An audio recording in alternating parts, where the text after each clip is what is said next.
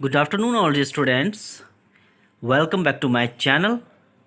Today I am starting a new chapter number 2 from class 6, and the name of chapter number 2 is Monday morning. Let's begin. And जिन लोगों ने अभी तक channel को subscribe नहीं किया है, I request to all those, please subscribe the channel, press the bell icon, and you will be getting more useful videos for your class. आपको videos ऐसे ही मिलती रहेंगी, तो चैनल को सब्सक्राइब कर लें, बेल आइकन को प्रेस करें और आपको वीडियोस कंटिन्यू मिलती रहेंगी.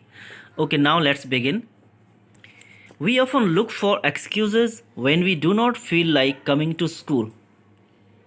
It means sometimes what happens, some students don't want to come to school. वो स्कूल नहीं आना चाहते और बहाने बनाते हैं कि आज मुझे ये हो रहा है, आज मुझे बुखार आ रहा है, दर्द हो रहा है पेट में. So the narrator asks you, have you ever made up such an excuse to avoid school? क्या आप लोग भी ऐसा बहाना बनाते हैं? Have they worked? और क्या आपका बहाना चल जाता है? अब इसको पढ़ते हैं कि कौन बहाना बनाता है. Tom Sawyer, okay?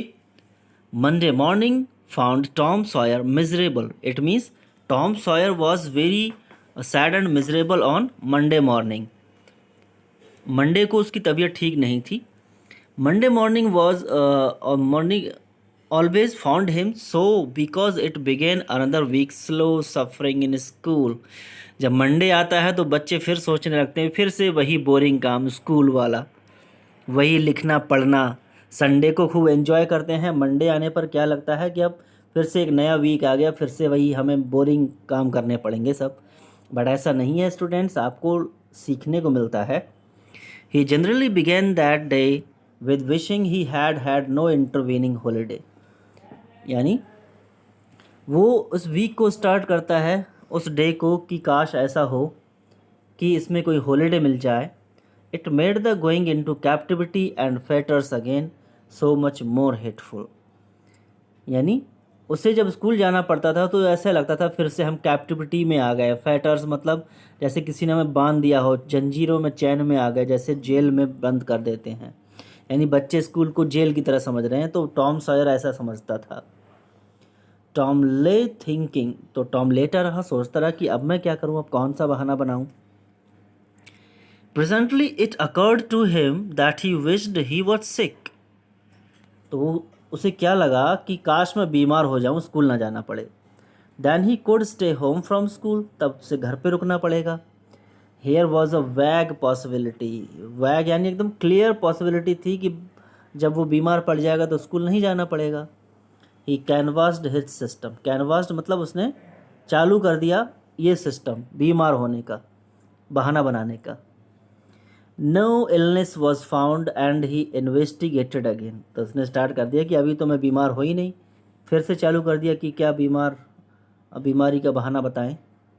This time he thought he could detect colicky symptoms. Colicky symptoms means the symptoms related to stomach ache, पेट दर्द. And he began to encourage them with considerable hope.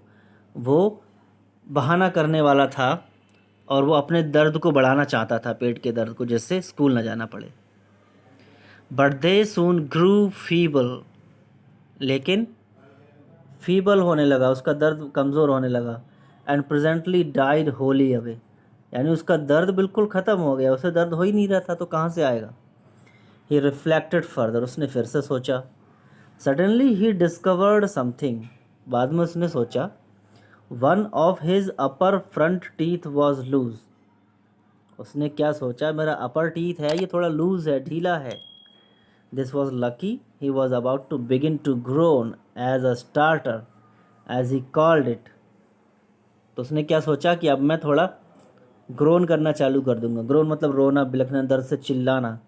और उसने क्या किया, when it occurred to him that if he came into court with that argument, यानी अगर उसने ये बहाना बनाया, कोर्ट में आया, कोर्ट मतलब अपने पेरेंट्स के सामने आया इस बहाने के साथ, his aunt would pull it out. तो उसकी जो चाची हैं उसका दांत उखाड़ देंगी, दांत उसका बाहर ही निकाल देंगी अगर ये बहाना। सॉरी, चाची नहीं, उसकी मौसी। वो टॉम सॉयर अपनी मौसी के घर पे था। एंड दैट वुड हर्ट, उसने सोचा अगर मैंने ये बहाना बनाया कि मेरे दांत में दर्द हो रहा है, तब तो दांत ही उखाड़ देंगी वो। So he thought he would hold the tooth in reserve for the present. क्या बोलता है, अभी हम दांत वाला बहाना नहीं करते हैं, अभी इसको साइड में रखते हैं, इसे रिजर्व करके रखते हैं। तो देखिए कितने बहाने बनाने वाला है Tom.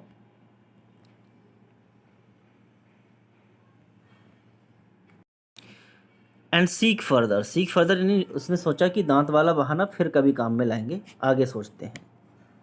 Next, nothing offered for some little time, थोड़ी देर तक तो उसे कुछ समझ में ही नहीं आया कौन सा बहाना बनाऊं। And then he remembered hearing the doctor tell about a certain thing that laid up a patient for 2 or 3 weeks and threatened to make him lose a finger। तो उसे याद आया कि डॉक्टर ने एक बार कहा था कि अगर एक चीज़ तुम करोगे, एक काम करोगे, कोई पेशेंट तो 3 वीक्स तक लेट सकता है। और उसे थ्रेटन्ड यानी धमकी भी दी कि उसकी एक उंगली भी गायब हो सकती है, यानी उंगली भी कट सकती है। So the boy eagerly drew his sore toe from under the sheet, तो उसने अपना सोर टो निकाला, यानी पैर का अंगूठा, सोर मतलब जिसमें जख्म था। And held it up for inspection, और वो उसको देखने लगा कि पैर के अंगूठे में चोट है। But now he did not know the necessary symptoms, लेकिन उसे समझ में नहीं आ रहा था कि कौन से सिम्टम्स हैं जिससे पता चलेगा कि हाँ इसमें दिक्कत है, नहीं जा पाऊँगा school. However it seemed well worth his while to chance it, उसने सोचा कि थोड़ा थोड़ा चांस है, ये काम कर जाएगा बहाना।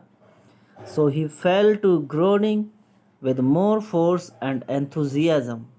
enthusiasm मतलब बहुत एक्साइटमेंट के साथ वो ग्रोन करने लगा, रोने लगा कि दर्द हो रहा है पैर के अंगूठे में, मैं स्कूल नहीं जाऊंगा। But Sid slept on unconscious, Sid यानी जो कोई दूसरा इंसान बराबर में लेटा था, वो अनकॉन्शियस होके लेटा था, बेहोश होकर एकदम। टॉम ग्रोन्ड लाउडर, तो टॉम ने सोचा थोड़ा और ज़ोर से चीखा जाए। And fancied that he began to feel pain in the toe, वो ज़ोर ज़ोर से चीखने लगा और ये इमेजिन करने लगा कि मुझे पैर में दर्द हो रहा है। नो रिजल्ट फ्रॉम सिड, लेकिन सिड की तरफ से कोई रिजल्ट नहीं था। Tom was panting with his exertions by this time, Tom ज़ोर ज़ोर से हाँफ रहा था। एक्सर्शन मतलब जो रोने की वजह से ज़ोर ज़ोर से हाँफ रहा था। He took a rest and then swelled himself up and fetched a succession of admirable groans। तो उसने थोड़ा रेस्ट लिया और थोड़ा उसने आपको और swelled himself up मतलब थोड़ा और उसने अपना सीना फुलाया, उसमें हवा भरी, और थोड़ा और एडमिरेबल ग्रोन्स यानी रोने की आवाज़ें करने लगा। सिड स्नोड ऑन, लेकिन सिड था वो तो खर्राटे भर के सो ही रहा था, उसे कुछ पता ही नहीं था। तो आज यहीं तक, and we will finish the next day the whole story. आगे हम फिनिश करेंगे। स्टोरी आपको कैसी लग रही है, just right in the comments, like the video, subscribe the channel and share with your friends. Thanks for watching.